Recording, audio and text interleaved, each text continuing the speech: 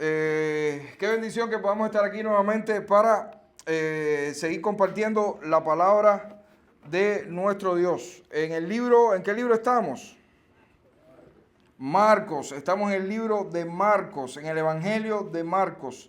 Y estamos aprendiendo muchísimas cosas acerca de la vida y obra de nuestro Señor Jesucristo. Y seguimos aprendiendo entonces en este momento. La semana pasada habíamos visto qué cosa.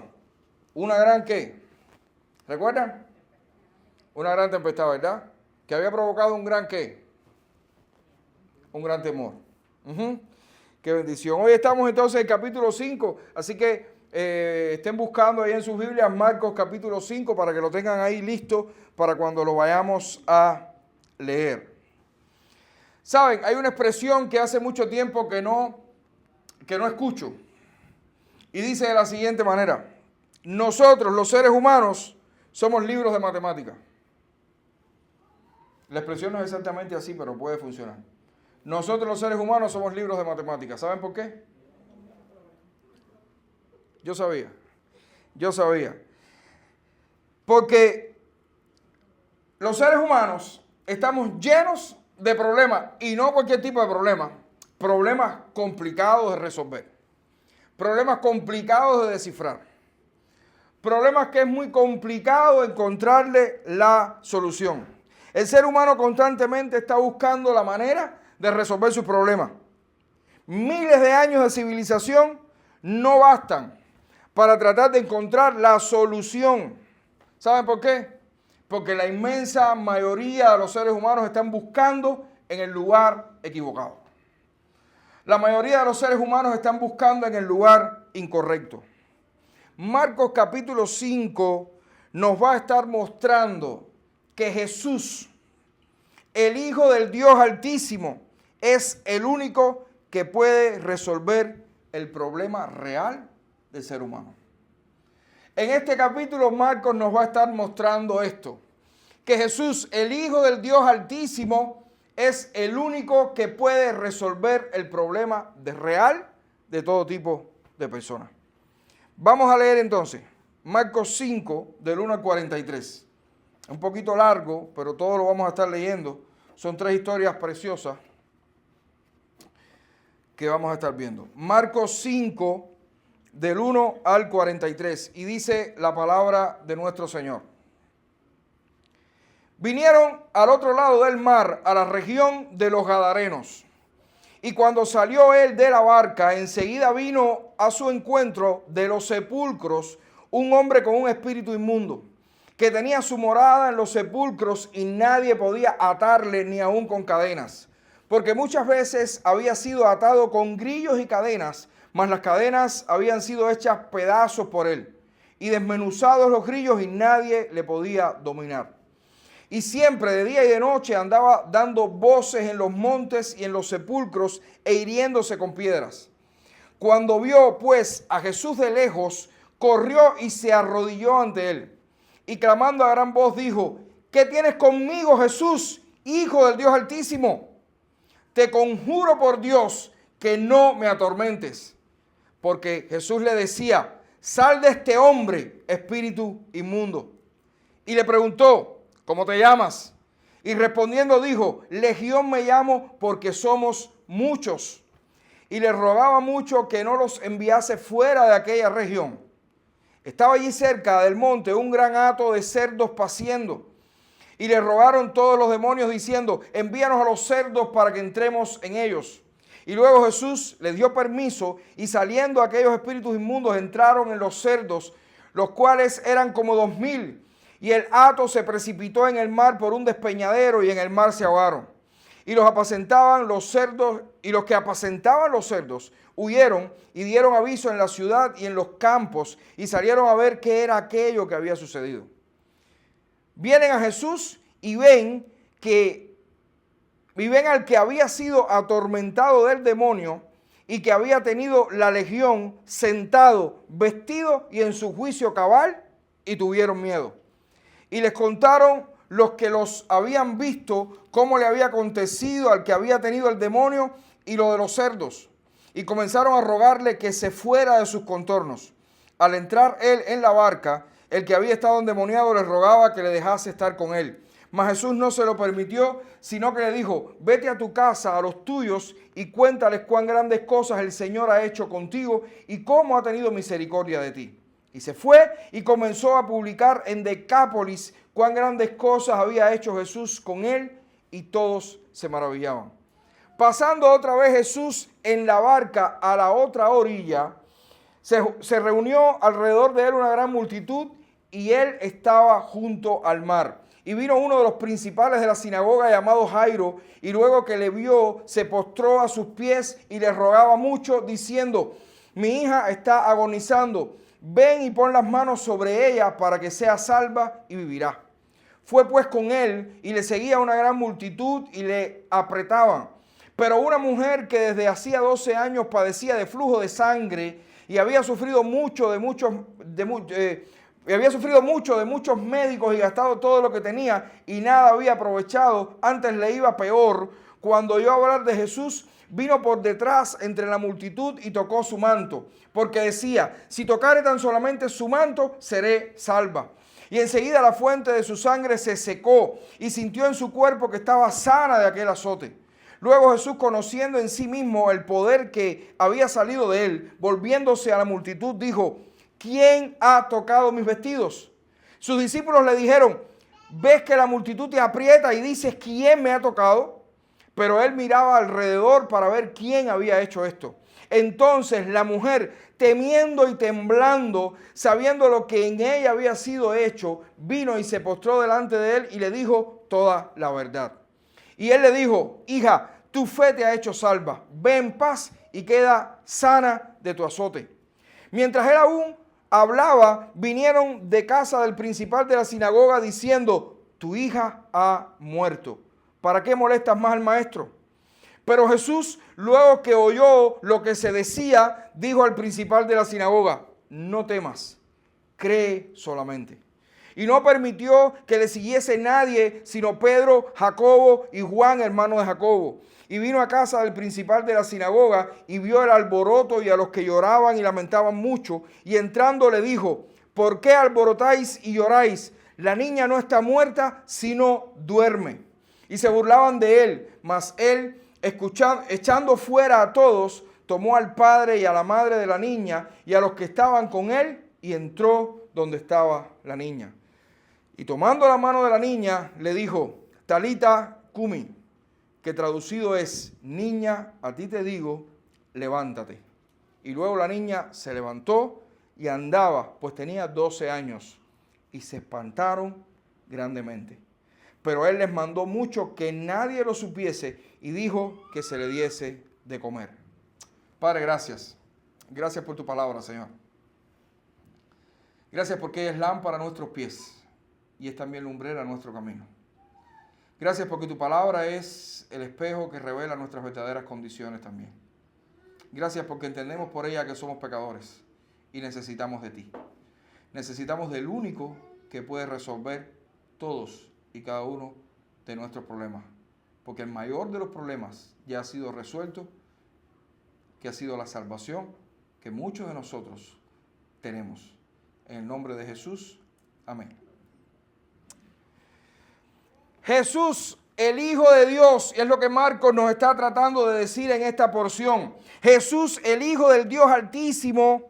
Es el Hijo del Dios Altísimo, el único que puede resolver el problema real del ser humano. Y esto es lo que me encantaría que nos lleváramos hoy grabado en nuestro corazón para la casa. Y estuviéramos meditando en esto toda la semana. Jesús es el Hijo de Dios, el único que puede resolver el problema real del ser humano. Le invito a ver la manera tan genial, pero tan genial en la que Marcos nos confirma esto. Primero tenemos que recordar lo que recordábamos hace un rato, cómo terminó la historia de la semana pasada. Recordamos la gran tempestad que fue reprendida por Jesús y convertida en una gran calma. ¿Recordamos esto? Esta acción de Jesús provocó ¿qué cosa? Un gran temor en todos los que la vieron, que los llevó a preguntarse. Y así terminó la historia de la semana pasada. Una gran pregunta también. ¿Quién es este que aún el viento y el mar le obedecen. Así terminó la historia de la semana pasada. ¿Quién es este que aún el viento y el mar le obedecen con un gran temor?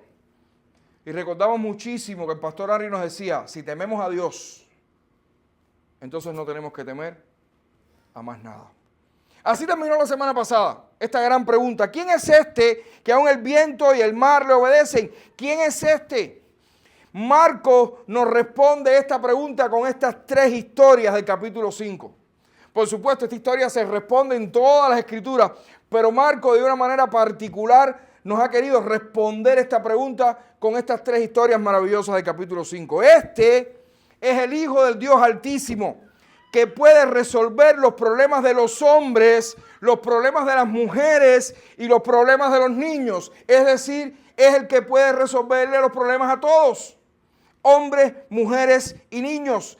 Este es el Hijo del Dios Altísimo que puede liberarnos de la mayor esclavitud que nosotros podamos tener. Es quien puede quitar nuestras peores aflicciones y es también el que puede dar vida aún después de la muerte. Este es el Hijo del Dios Altísimo. Son historias diferentes. Los protagonistas no se conocían entre sí. Sin embargo, Marcos las usa para decirnos una vez más quién es Jesús. Y no solo para decirnos quién es Jesús, sino también las consecuencias de ponernos cara a cara con Jesús. Jesús, repetimos, y como Pablo no me canso de decir las mismas cosas. Jesús es el Hijo del Dios Altísimo, el único que puede resolver el problema real del ser humano. En la primera historia, Marcos nos enseña que Jesús libera de la opresión y la esclavitud de Satanás. Este Jesús, ¿quién es este? Este Jesús, el Hijo del Dios Altísimo, que libera de la opresión y la esclavitud de Satanás. Aquí Marcos va a utilizar un hombre que estaba en la más profunda oscuridad, un tipo único en toda aquella región. Por supuesto, era muy conocido por todos los de aquella zona. Marcos nos cuenta que era una especie de ermitaño que vivía entre los sepulcros, dentro de un cementerio, pero no cualquier cementerio. Ahorita hoy excepcionalmente también vamos a tener información visual. ¿Se acuerdan de esa frase? ¿Dónde se decía esa frase? En la televisión cubana, perdón. En Escribe y Lea. Vamos a tener información visual acerca de estos sepulcros, entre otras cosas. Este tipo de personas, me imagino que muchos durante mucho tiempo lo habían querido ayudar, pero ya a estas alturas nadie podía controlarlo, nadie. Este personaje deambulaba de día y de noche dando gritos. ¿Se imaginan el susto de la gente que tenía que pasar cerca de este cementerio y escuchar estos gritos de terror? ¿Se imaginan? Imagínenselo, más. Dice que era de día y de noche. Yo imagino que en aquella región nadie caminaba de noche. La gente trataba de ir al pueblo por la mañana para que no le cogiera la noche, porque si pasaba por ahí y escuchaba a aquel loco gritando, dando gritos de terror, aquello debía ser increíble, ¿no? Y vamos a ver, Karen, ¿tienes las fotos ya? Por favor. Primero, vamos a ver, esto es un gráfico del Mar Rojo, del Mar de Galilea, para entender estas cosas. Esta línea que ustedes ven acá,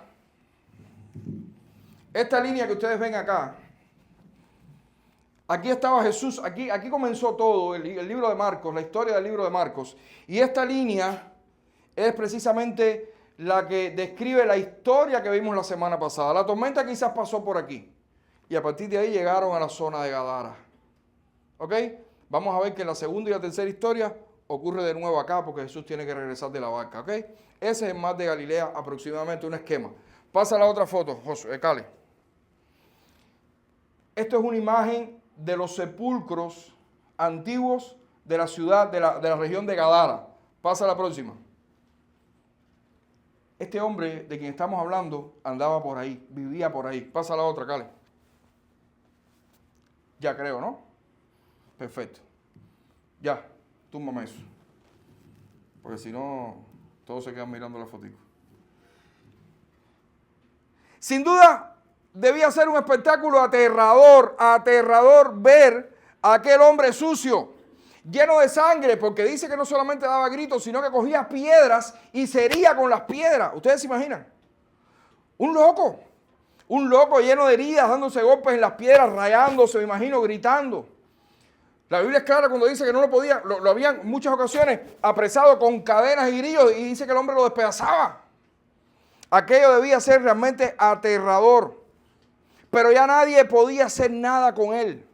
Nadie ni siquiera se atrevía. No había manera de sujetarlo, ni con cadenas, ni con grillos.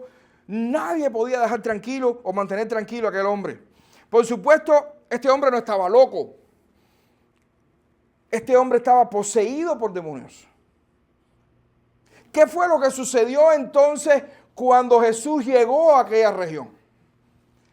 ¿Qué fue lo que sucedió cuando este hombre se enfrentó a Jesús cara a cara? Marcos nos cuenta que cuando vio a Jesús, dice que corrió hacia él, cayó de rodillas y quizás con la misma intensidad de sus gritos de siempre, ahora dijo: ¿qué tienes conmigo, Jesús, Hijo del Dios Altísimo? Te conjuro por Dios, te pido por Dios, te suplico por Dios, que no me atormentes. ¿Se están imaginando la escena? A mí me encanta cuando estoy leyendo estas cosas o cuando las estoy estudiando, me encanta imaginarme la escena. Por eso les puse sobre todo la información esta visual, cómo eran los sepulcros. ¿Están imaginando Jesús llegando? Este hombre en medio de toda esa tragedia, corriendo, cayendo de rodillas delante de Jesús y gritándole, suplicándole. Aquel hombre que nadie podía sujetarlo, aquel hombre se cayó de rodillas delante de Jesús y dijo: por favor, te lo pido por Dios,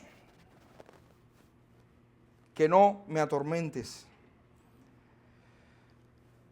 Jesús llegando y aquella bestia corriendo hacia él, cayendo de rodillas y confesando abiertamente lo que no entendían aún muchos de los que andaban con el Señor. ¿Se dan cuenta de lo que este hombre confesó? Los demonios que sí conocen, porque los demonios sí conocen quién es Dios.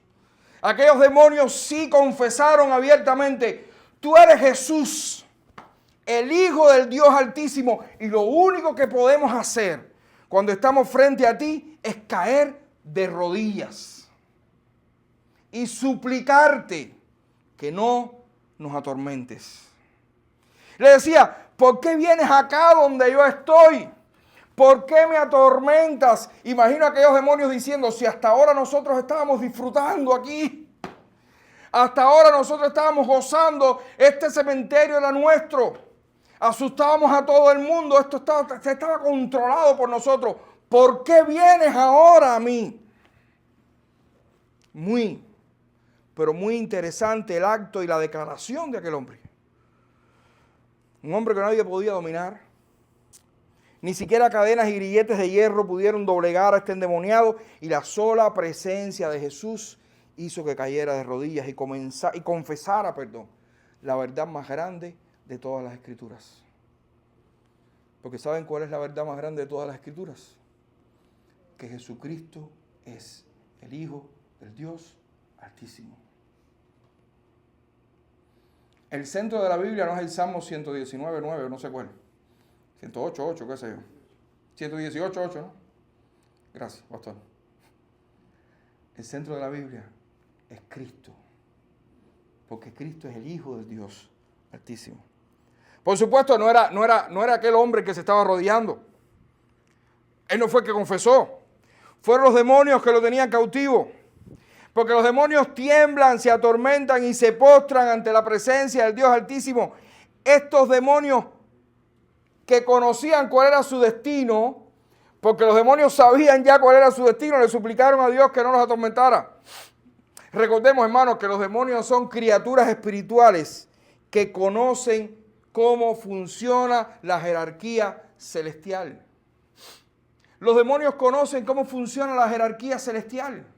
Los demonios saben quién es el poderoso, el todopoderoso. Los demonios conocen a Jesús. Los demonios saben quién es Dios. Lo que pasa es que constantemente están con Satanás al frente, por supuesto, hacen de todo para molestar el reino de Dios. Tanto que pueden lograr, siempre bajo la permisibilidad de nuestro Dios, pero pueden lograr alcanzarnos a nosotros los cristianos con algún que otro dardo. Y esto es una realidad. El enemigo de Dios, Satanás, sus demonios, están constantemente tratando de molestar el reino de Dios. Y están tratando de alcanzarnos a nosotros con sus dardos de fuego, como dice la palabra. Tanto que alguna que otra vez puede ser que algún dardo de esto nos dé. Tenemos que entender esto, iglesia. Porque si entendemos estas cosas, entonces podemos entender de una manera más clara que tenemos que perdonar al hermano que cae. El hermano nuestro que cae, tenemos que aprender a perdonarlo, a amarlo, aún en medio de su caída, porque el amor, dice la Biblia, cubrirá multitud de pecados. Ojo con estas cosas, porque han pasado cosas en este tiempo con grandes hombres de Dios que han caído. Y en las redes ha sido eso una locura. Y no voy a mencionar nombres. Como dijera un gran hombre de Dios también que dio un discurso hace poco diciendo, no voy a dar nombre, para que de aquí a 20 años, cuando busquen en Google este video, no sepan de quién estábamos hablando. No queremos ser nosotros quien lo diga. Pero grandes hombres de Dios han caído. Oremos por eso. Oremos por esto, porque el enemigo de Dios es real. El enemigo de Dios es real. Y está lanzando sus dardos constantemente. Tenemos que saber esto. ¿Ok? Para perdonar, para sanar heridas. Porque la iglesia es la gran familia de Dios en un local determinado. Nosotros. Amén. Seguimos entonces. Como les decía, el enemigo de Dios solo puede lograr esto. Solo puede lograr intentar hacerle daño al reino de Dios. ¿Ok? No puede hacer más nada porque toda la autoridad está en nuestro Dios. Por eso entonces, toda aquella legión de demonios, que eran muchos, que tenían poseído a aquel hombre, después de suplicarle a Jesús que no los mandara lejos de aquella zona, no entiendo por qué, es interesante, si ustedes lo entienden me explican después a mí, no entiendo por qué los demonios le decían, queremos quedarnos por aquí, tal vez que estaban muy contentos, ¿no?, en aquel lugar. Dice que después de suplicarle a Jesús que no los mandara lejos, salieron del hombre y entraron ¿dónde? Entraron en unos cerdos que estaban cerca de ahí. No era una especie de cochiquera como la que nosotros tenemos. Bueno, cochiquera tiene varias excepciones, estuve leyendo. Y cochiquera solamente en Cuba, solamente se conoce cochiquera en el lugar de los puercos. En otras partes del mundo, una cochiquera es un lugar de basura. ¿Ok? Pero no es como nosotros conocemos, que es un lugar cercado donde había muchos cerdos en un corrales. No. Era como una especie de, como las vacas que estaban sueltas en aquel lugar, dice que estaban comiendo. Ustedes saben que los cerdos comen de todo y abren huecos tremendos con el hocico, eso es un fenómeno. Y los que nunca han criado puerco, pues les recomiendo que críen uno del patio de su casa, ¿no es verdad, Olivio? Que críen uno del patio de su casa para ver los huecos que abre, aunque sea cemento, no importa. Dice que los demonios fueron donde estaban aquellos cerdos, eran como 2000 cerdos que estaban ahí paciendo cerca de aquel lugar. Y Marcos nos cuenta que estos 2000 cerdos, cuando los demonios entraron a ellos, no sé cómo funciona eso, pero Marcos dice, entraron a ellos, dice que salieron corriendo despavoridos, sin ningún control, y cayeron por un despeñadero o un barranco hacia el mar y se ahogaron. Carle la otra foto, por favor, para que entendamos cómo funciona esto, ¿no? Foto, la próxima. Esa es la cosa. Esa es la costa de la región de Gadara. Y acá está el mar. ¿Se dan cuenta que es como montaña cerca del mar? Como farallones, pues los cerdos parece que salieron corriendo de algún lugar de allá para acá y todos cayeron al mar y se ahogaron todos en el mar. Como estaba la carne de puerco ahí. Pero estaban endemoniados, sí. ¿Cómo? Y no por el precio. Gracias, Cale. Ya tumba. Pero la historia no terminó ahí. La historia no termina ahí. Los que trabajaban cuidando cerdos, dice Marcos, que huyeron hacia la ciudad para contar todo lo que había pasado. Dice que en el camino por los campos también iban contando todas las cosas que habían visto, todo lo que había pasado. Ustedes se imaginan que usted esté en el campo cuidando cerdos, ovejas, no sé qué, con un perro, y de pronto que aquellos cerdos empiecen a dar brinco, a correr, y les cuente, no, el problema es que allá pasó algo. ¿Qué pasó? Voy, espérate, tengo un endemoniado del hombre, ¿te acuerdas? No, ya no está, ya todo. Imagino a esa gente volviéndose loco, corriendo para la ciudad a hacer la historia. Por supuesto que mucha gente al escuchar la noticia quiso ir a comprobar o simplemente a ver. El ser humano es muy curioso, para no decir muy chismoso, ¿no? Y sorpresa. De nuevo Marcos nos muestra lo que provoca el poder y la autoridad de Jesús. Cuando la gente llegó donde estaba Jesús y vio al hombre que había estado endemoniado, ese hombre que andaba loco, lleno de sangre, ese hombre que andaba dando gritos por todo lugar, que nadie podía ni siquiera acercársele, nadie lo podía dominar, de pronto lo vieron sentado, vestido y en su juicio cabal. ¿Y qué fue lo que pasó? Cualquiera pudiera pensar, aplausos. Tuvieron miedo. Tuvieron miedo. ¿Esto les recuerda algo? ¿Nos recuerda algo? ¿Nos recuerda algo esto? ¿Qué pasó cuando Jesús calmó la tempestad en la barca? Tuvieron miedo. Marcos nos da un detalle importante que marca una gran diferencia entre estos miedos. Los discípulos en la barca, a pesar del gran temor que tuvieron, siguieron al lado de Jesús. Estos hombres que llegaron corriendo de la ciudad, le pidieron a Jesús que se fuera. Tuvieron tanto miedo que le dijeron, mira, vete de aquí. No te queremos aquí, cerca de nosotros. ¿Ustedes se imaginan? De alguna manera le estaban diciendo, queremos que el endemoniado siga aquí. Queremos que esto esté revocado todavía. Si no queremos a este hombre en su juicio cabal, no entendemos, no queremos. Vete de aquí. Hermano, la obra de Jesús, el poder de Jesús, la autoridad de Jesús, toda su majestad siempre provoca temor. La obra de Jesús en nuestras vidas o alrededor nuestro siempre va a provocar temor. La diferencia está en que nosotros, sus hijos, le tememos porque le conocemos. Nosotros sabemos quién es Él y podemos ver su grandeza y podemos ver nuestra pequeñez. Le tememos porque vivimos agradecidos por su gracia, porque pudiendo aplastarnos como si fuéramos hormigas insignificantes, nos ha salvado siendo sacrificado en una cruz. Nosotros le tememos a Jesús porque conocemos quién es Él. Sin embargo, los otros le temen porque no le conocen. El mayor temor del hombre está en lo desconocido. El mayor temor del hombre está en lo desconocido, en lo que no puede controlar, en lo que no puede manejar, en lo que no puede ver. Y ese es nuestro Dios. Ese es el Dios que ellos no conocen. El Dios que no pueden controlar, que no pueden conocer, el Dios que no pueden entender. En el fondo, los ateos están muertos de miedo, porque se les habla con tanta certeza de algo que no pueden ver, ni sentir, ni investigar, que les aterra. Por eso los ateos en el fondo lo que están es muertos de miedo. Sin embargo, Marcos en esta historia nos muestra el resultado de aquel que conoció a Jesús, de aquel que fue liberado por Jesús, de aquel que estaba encadenado por el poder de Satanás, y Jesús con su presencia y autoridad le quitó los peores grilletes y las peores cadenas que cualquier hombre puede tener.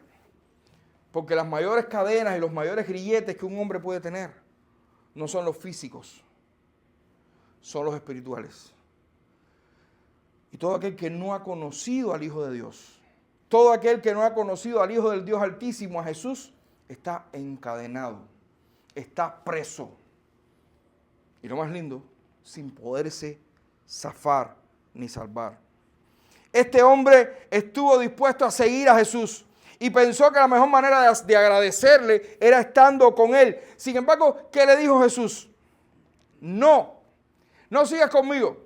Vete a tu casa, vete a los tuyos, vete al barrio, cuéntale a tus amigos, a tu familia, a tus vecinos cuán grandes cosas el Señor ha hecho contigo y cómo ha tenido misericordia de ti. Saben, sin dudarlo, aquel hombre dice que corrió y comenzó a publicar las maravillas de Dios. Amados hermanos, nos acordamos nosotros de nuestras cadenas antiguas. ¿Te acuerdas tú de las cadenas que te estaban, que te tenían preso? ¿Te acuerdas de los grilletes espirituales que tú tenías? Somos conscientes nosotros de dónde Dios nos salvó, de dónde Dios nos sacó. Somos conscientes nosotros que éramos presos de Satanás. Somos conscientes nosotros de estas cosas, que estábamos esclavizados de Satanás. Es bueno a cada rato recordar estas cosas. Es bueno a cada rato pensar quién era yo antes de que el Señor me salvó. ¿Cuáles eran mis cadenas? ¿A qué yo estaba preso? ¿Qué me tenía loco? ¿Qué me tenía atormentado? Es bueno acordarnos de estas cosas. Pero tenemos que recordar también que la mejor manera de agradecer a Dios,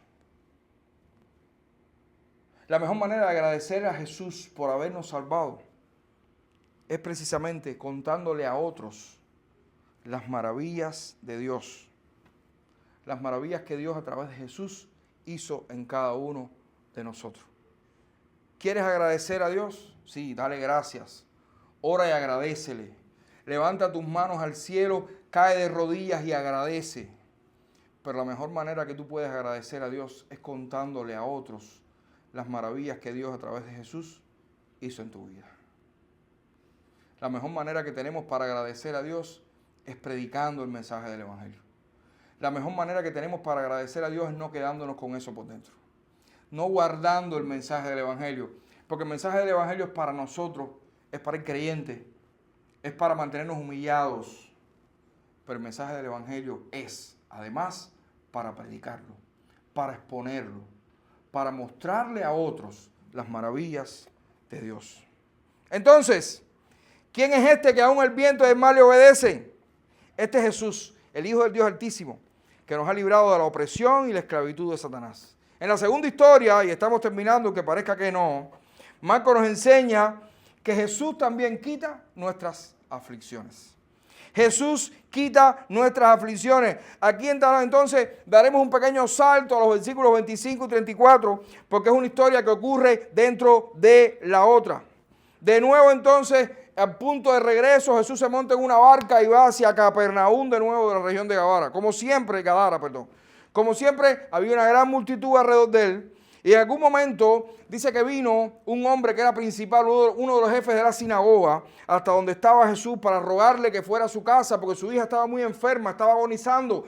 Y él entendía que si Jesús la tocaba, la niña iba a sanar. Entonces, caminando hacia la casa de Jairo, que era este hombre principal de la sinagoga, ocurre esta historia que vamos a contar. Aquí Marcos nos coloca como protagonista una mujer que estaba padeciendo de flujo de sangre en los últimos 12 años. Yo no sé lo que es eso, pero las mujeres tienen que entender qué cosa es eso. 12 años consecutivos con flujo de sangre. 12 años, un día detrás del otro. Aquí tenemos que entender algo, porque para nosotros hoy esto, además de ser algo que sería muy fastidioso para cualquier mujer, por supuesto, no tiene mayor sentido. Pero para una mujer israelita de aquel tiempo era de lo peor que podía sucederle. Dice Levíticos 15, del 25 al 28, escuchen bien. Y la mujer, cuando siguiera el flujo de su sangre por muchos días fuera del tiempo de su costumbre, o cuando tuviere flujo de sangre más de su costumbre, todo el tiempo de su flujo será inmunda, como en los días de su costumbre. Toda cama en que durmiere todo el tiempo de su flujo le será como la cama de su costumbre, y todo mueble sobre que se sentare será inmundo como la impureza de su costumbre. Cualquiera que tocare esas cosas será inmundo, y lavará sus vestidos, y asimismo se lavará con agua, y será inmundo hasta la noche. Y cuando fuere libre de su flujo, contará 7 días, y después entonces es que será limpia. Hermano, estamos hablando de una mujer que era considerada inmunda los últimos 12 años de su vida. Una mujer que no podía tocar a nadie, que no podía tocar nada, porque donde se sentara y a quien tocara lo hacía inmundo. ¿Ustedes se imaginan? Además de con todo el malestar propio de ese flujo. Imagino dolores de ovario, el desastre de la vida, no sé. Piensen ustedes, yo no tengo idea de qué cosa es eso. 12 años, 12 años. 12 años. Esta mujer dice que había gastado todo lo que tenía en médicos, tratamientos, medicamentos, remedios, cocimientos, todo lo posible, y nada lo había curado. Interesante, porque de la misma forma que la historia anterior, los recursos humanos no pudieron resolver el problema, por el contrario, empeoraba constantemente. Marcos nos cuenta que cuando oyó hablar de Jesús, vino por detrás de la multitud y tocó su manto, es decir, tocó su ropa, porque ella estaba convencida que si tocaba la ropa del Señor quedaría sana. Pero, ¿cuál sería el resultado, según la ley, de que esta mujer tocara a Jesús? ¿Cómo? Lo hacía inmundo. Según la ley, Jesús se volvería inmundo temporalmente.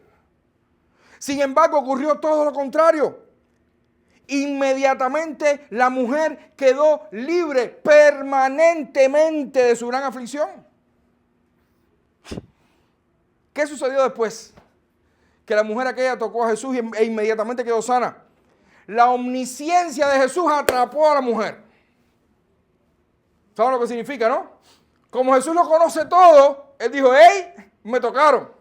Los discípulos, pues, Señor, claro que te tocaron, si todo el mundo te está apretando, estás caminando como de desfile el 1 de mayo. Y entonces, ¿y cómo tú vas a decir ahora cómo que me tocaron? Sí, me tocaron, salió poder de mí, me tocaron. Olvídense los del 1 de mayo. Estaba en una concentración en el Versalles.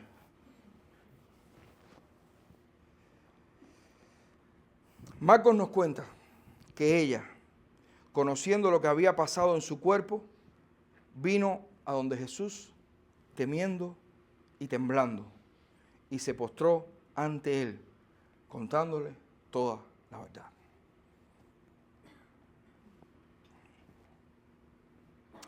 ¿Qué hizo el endemoniado frente a Jesús?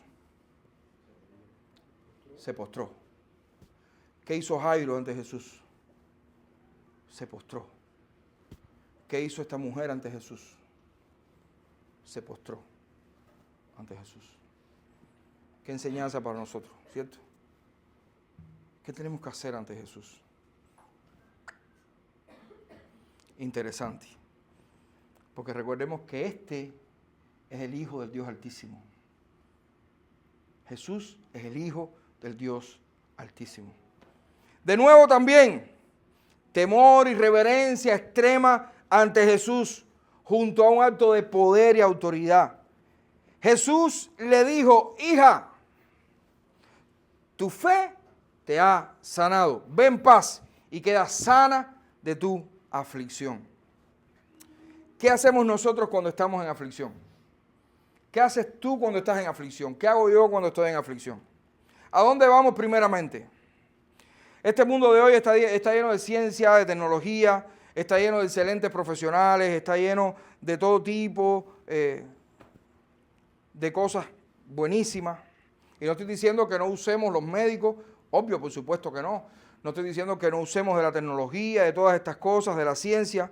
Lo que quiero que entendamos todos los que estamos aquí hoy, los que nos puedan estar viendo por las redes, escuchando, lo que sea, que Jesús está ahí para nosotros. Jesús está ahí para ti. Jesús está ahí para nosotros, para librarnos de todas las mayores aflicciones, si solo creemos en Él. porque Jesús es el Señor, porque Jesús sobrepasa todo lo humano, porque Jesús no se contamina con nosotros y con nuestros pecados y con nuestra inmundicia, porque Jesús es el Santo Hijo del Dios Altísimo. El Santo Hijo del Dios Altísimo, que no solo libera de la esclavitud de Satanás, sino que también está ahí presente para salvarnos, sanarnos de nuestras peores aflicciones. Yo no sé si tú estás afligido hoy por algo, afligida, no sé. No sé qué tienes. No sé ni cuánto tiempo la tienes. Jesús está ahí para ti. ¿Siempre te va a sanar? No lo sé. Eso depende de lo que quiera hacer contigo. Pero sí puede librarte de la aflicción, aunque no te sane. Porque la mayor aflicción que nosotros tenemos es la aflicción producida por el pecado. Y recordemos que Él también ya nos ha liberado de las cadenas de la esclavitud de Satanás. Amén. Marcos cierra esta respuesta, esta gran respuesta, con la continuación de la historia de Jairo, el principal de la sinagoga, para decirnos que Jesús es el Hijo del Dios Altísimo, que también ha vencido la muerte. Jesús ha vencido la muerte, hermano. Jesús ha vencido la muerte. Recordemos que aunque son historias distintas, con personajes distintos, ocurrieron en el mismo momento, ¿ok? Entonces dice que cuando Jairo, iban camino a Jairo, ocurrió lo de la mujer. Dice que terminando Jesús de hablar con la mujer, llegaron la gente de la casa de Jairo y le dijo, tu hija ha muerto, ya no molestes más al maestro. ¿Sabes? Ya, todo se acabó. No puedo imaginarme el desconsuelo de aquel hombre que había salido a buscar a Jesús como su última esperanza y acababan de decirle que todo había terminado para su pequeña hija. Pero Jesús dice que oyó la noticia y ¿qué le dijo al hombre? No temas, cree solamente. No temas, cree solamente. Nos recuerda algo esta expresión también. ¿Recuerdan cómo se dirigió Jesús a sus discípulos en la barca luego de calmar la tormenta? ¿Qué les dijo? En el 4:40 leemos, y les dijo, ¿por qué estáis así amedrentados? ¿Por qué temen? ¿Cómo no tienen fe? Marcos nos está diciendo claramente que aquel que tiene poder sobre el viento y el mar, aquel que tiene poder sobre la creación, también tiene poder sobre la vida y sobre la muerte. El resto es historia. Jesús llegó a la casa de Jairo, entraron en la habitación solo Pedro, Jacobo, Juan, el padre y la madre de la niña, acompañando a Jesús. Y de nuevo ocurre algo impensable. De nuevo ocurre algo impensable que demuestra la autoridad y el poder y la superioridad de Jesús por sobre todas las cosas. Sé que están pensando en la resurrección, pero antes Marcos nos dice que Jesús, ¿qué hizo? Tomó la mano de la niña que en ese momento estaba sin vida. Bueno, ¿y qué tiene eso de especial? ¿Cierto? Números 19 del 11 al 14 dice lo siguiente. El que tocare cadáver de cualquier persona será inmundo 7 días. Al tercer día se purificará con aquella agua y al séptimo día será limpio. Y si al tercer día no se purificare, no será limpio al séptimo día. Todo aquel que tocare cadáver de cualquier persona y no se purificare, el tabernáculo de Jehová contaminó. Y aquella persona será cortada de Israel, por cuanto el agua de la purificación no fue rociada sobre él, inmundo será, y su inmundicia será sobre él. Esta es la ley para cuando alguno muera en la tienda. Cualquiera que entre en la tienda y todo el que esté en ella será inmundo 7 días. Esto nos recuerda algo. ¿Recuerdan lo que sucedía cuando la mujer con flujo de sangre tocaba a alguien? Hermano, definitivamente, para no entrar entonces en las cuestiones de la ley, porque sabemos que Jesús es superior a la ley, que Jesús está por encima de la ley, que Jesús está por encima de todo. Además de eso, Marcos quiere mostrarnos que Jesús es superior a todas las cosas. Nada lo puede hacer impuro, porque Él es el Hijo del Dios Altísimo. Es el santo ser que purifica y tiene el poder y la autoridad sobre la peor de las impurezas. Finalmente, tomando a la niña de la mano, le dijo, niña, levántate. Y la niña de 12 años se levantó caminó y comió. Hermano, Jesús tiene el poder sobre la muerte. Él controla la vida y la muerte. El apóstol Pablo en su primera carta a los Corintios, en el capítulo 15, versículos del 55 al 57, escribió: ¿Dónde está, oh muerte, tu aguijón? ¿Dónde, oh sepulcro, tu victoria? Ya que el aguijón de la muerte es el pecado y el poder del pecado, la ley. Mas gracias sean dadas a Dios, que nos da la victoria por medio de nuestro Señor Jesucristo. Jesús ha vencido a la muerte. El acto de aplacar la tormenta quedó pequeño ante el gran milagro de resucitar a un adolescente de 12 años. Marcos cierra esta respuesta a la pregunta del 4:41 con el mayor de los milagros. No nos asombremos que el Señor puede calmar una tormenta. No, el Hijo del Dios Altísimo tiene poder sobre la muerte. ¿Le temes a la muerte? ¿Le tienes miedo a la muerte? Algunos de los que estamos acá o los que nos están escuchando, ¿le tienen miedo a la muerte?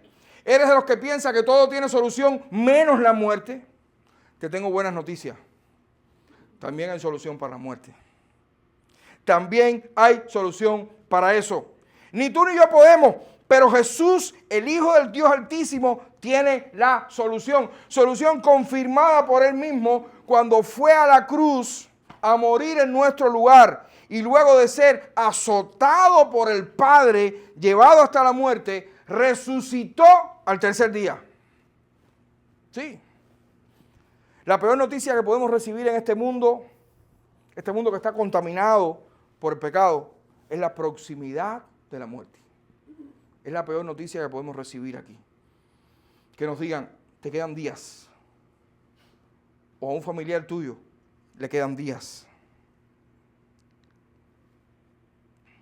Pero hay buenas noticias de parte del Señor Jesucristo. Él dijo: yo soy la resurrección y la vida.